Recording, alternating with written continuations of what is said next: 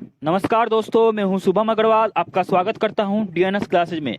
दोस्तों, आज की वीडियो में हम बात करने वाले हैं चीन से मुकाबले के लिए भारत, जापान और ऑस्ट्रेलिया द्वारा बनाई गई सप्लाई चेन रेगुलेशन के बारे में। दोस्तों, यदि आप इस वीडियो का पीडीएफ लेक्चर चाहते हैं तो आप हमारे टेलीग्राम चैनल से भी डाउनलोड कर सकते हैं। इसका लिंक जो है मैं अपने वीडियो के डिस्क्रिप्शन बॉक्स में भी डाल दूंगा, वहां से आप ज्वाइन करके डाउनलोड कर सकते हो। तो शुरू करते हैं वीडियो को। भारत, ऑस्ट्रेलिया और जापान ने चीन पर निर्भरता को कम करने के लिए एक त्रिपक्षीय आपूर्ति श्रृंखला लचीलापन पहल SCRI के शुभारंभ के लिए विचार विमर्श शुरू किया है। पहल जो जापान द्वारा पहली बार प्रस्तावित की गई थी, उसे अंजाम दिया जा सकता है। यहाँ पर क्या है कि चीन पर निर्भरता कम करने के लिए भारत, ऑस्ट्रेलिया और जापान ने मिलकर संयुक्त रूप से त्रिपक्षीय आपूर्ति श्रृंखला SCRI का शुभारंभ करने का विचार विमर्श कर दिया। यहाँ पर इसे जो है जापान द्वारा पहली बार प्रस्तावित किया गया था और इस पर अब हो सकता है कि इसे अंजाम भी दिया जाए। साथ ही आप देख सकते हैं कि इन देशों के अधिकारी इन तीन देशों के वाणिज्य और व्यापार मंत्रियों की पहली बैठक आयोजित करने की तारीखों पर काम कर रहे हैं। इससे पहले जापान ने अपने अर्थव्यवस्था, व्यापार और उद्योग मंत्रालय के माध्यम से भारत से संपर्क किया था और इस पहल को आगे बढ़ाने के लिए आग्रह भी किया था। साथ ही आप देख सकते हैं कि लद्दाख में वास्तविक नियंत्रण रेखा में चीन के आक्रामक कदमों के प्रकाश में भारत सरकार ने इस प्रस्ताव पर गंभीरता से विचार करने का निर्णय लिया है और सूत्रों के अनुसार टोक्यो नवंबर 2020 तक SCRI को शुरू करने के पक्ष में था। यहाँ पर क्या है कि जब से लद्दाख में चीन ने हस्तक्षेप शुरू किया है, उसके बाद से क्या है कि भारत सरकार ने इस जो त्रिपक्षीय श्रृंखला है, इस पर जो है विचार विमर्श करना शुरू कर दिया है। हो सकता है कि नवंबर 2020 तक में जो टोक्यो यानी जापान के द्वारा जो SCRI को शुरू करने के पक्ष में था, उसे आगे बढ़ाया जा सकता है और ये शुरू भी किया जा सकता है। साथ ही यदि हम बात कर ले तो इस पहल का उद्देश्य क्या है, तो यह माना जा सकता है कि इस जापानी प्रस्ताव का उद्देश्य दो गुना है।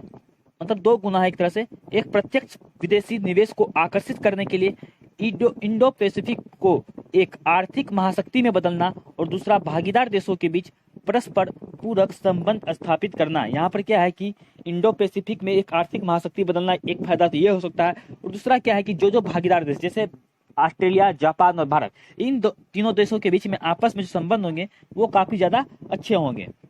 साथ ही यहाँ पर क्या है कि भारत, जापान, ऑस्ट्रेलिया के बीच इस मामले में एक समझौता होने के बाद ASEAN, association of south east Asian Nations के विभिन्न देशों के लिए इस पहल में शामिल होने के बारे में भी विचार किया गया है। यहाँ पर हो सकता है कि और भी देश जो है आसियान के शामिल हो सकते हैं। साथ ही यहाँ पर आप देख सकते हैं कि इन देशों का उद्देश्य व्यक्तिगत आपूर्ति श्रृंखला नेटवर्क के निर्माण की योजना पर काम करना होगा। और उदाहरण के लिए जापान और भारत के बीच एक भारत जापान प्रतिस्पर्धात्मक साझेदारी है जो भारत में जापानी कंपनियों को स्थापित करने के लिए काम करती है। इसका मेन है कि ये एक तरह से जो जापानी कंपनी है जो भारत में स्थापित करने के लिए काम कर सकती है। यहाँ पर कि जैसे जापानी जो भी कंपनी है वो अपना यहाँ पर फैक्ट्री डाल सकती है और अपने काम को यहाँ पर आगे कर सकती है। आपूर्ति श्रृंखला लचीलापन पहल के बारे में। आपूर्ति श्रृंखला लचीलापन पहल यानी SCRI एकल अर्थव्यवस्थाओं पर कंपनियों के लिए एक सीधी प्रतिक्रिया है जो चीनी राजनीतिक व्यवहार और व्यवधान के बारे में चिंतित है और आपूर्ति श्रृंखला को जन्म देती है।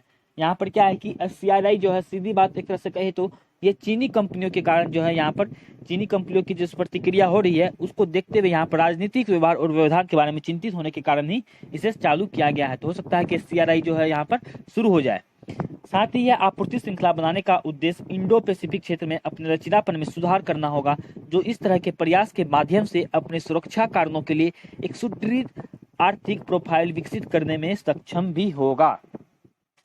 साथ ही आप यहाँ देख सकते हैं कि यदि हम बात करें भारत, जापान, ऑस्ट्रेलिया ने चीन मुक्त आपूर्ति श्रृंखला के लिए एक योजना बनाई है। 15 अगस्त 2020 को प्रधानमंत्री मोदी के स्वतंत्रता दिवस के भाषण के प्रमुख विषयों में से एक होने के नाते जहां उन्होंने यह उल्लेख किया था कि कारोबारों ने अब भारत को आपूर्ति श्रृंखलाओं के लिए संभावित केंद्र के रूप में देखना शुरू कर दिया है। ऐसा प्रतीत होता है कि इस प्रस्ताव के साथ भारत सरकार ने वैश्विक आपूर्ति श्रृंखला का हिस्सा बनने और चीन के विकल्प के तौर पर उभरने के लिए उच्चतम स्तर पर काम करना शुरू कर दिया है। यहाँ पर क्या है कि जो भी प्रोडक्ट हमारे देश में चाइना से आते थे उसे भारत सरकार चाहती है कि बंद हो जाए। तो उसके लिए क्या है कि एक हमें अल्टरनेट प्रोडक्ट चाहिए। तो अल्टरनेट के लिए क्या है कि जो भी फॉरेन कंपनी अपनी कंपनियों को चीन से निकालना चाहती है, तो भारत सरकार चाहती है कि वो सारी कंपनियां जो है अब भारत में इंटर करे। तो इसी के लिए भारत सरकार ने इस पर उच्चतम स्तर पर काम करना जो है शुरू कर दिया है। साथ ही आप देख सकते हैं कि इस महामारी के बाद जापान के प्रधानमंत्री शिंजो आबे ने पहले ही $2 बिलियन का कोष स्थापित किया है, जो जापानी कंपनियों को वे चीन से वापस आने में मदद करेगा, ताकि आपूर्ति श्रृंखलाओं में चीन के वर्चस्व का विरोध किया जा सके। यहाँ पर क्या है कि जो SCRI का गठन हो रहा है, इसमें क्या होगा कि चीन के वर्चस्व का जो है विरोध होगा। तो दोस्तों ये था हमारा SCRI पे वीडियो। उम्मीद करता हूँ आपको अच्छा लगा होगा। इस तरह की और भी अपडेट्स मैं आपके बीच लाता रहूँगा, और इस वीडियो को आप अपने फ्रेंड्स और रिलेटिव के बीच जरूर शेयर कीजिएगा। यदि आपने अभी तक हमारे चैनल को सब्सक्राइब नहीं किया तो प्लीज चैनल को सब्सक्राइब कर लीजिएगा। नेक्स्ट वीडियो में मिलते हैं नए टॉपिक के साथ, तब तक के लिए थैंक यू। जय हिंद।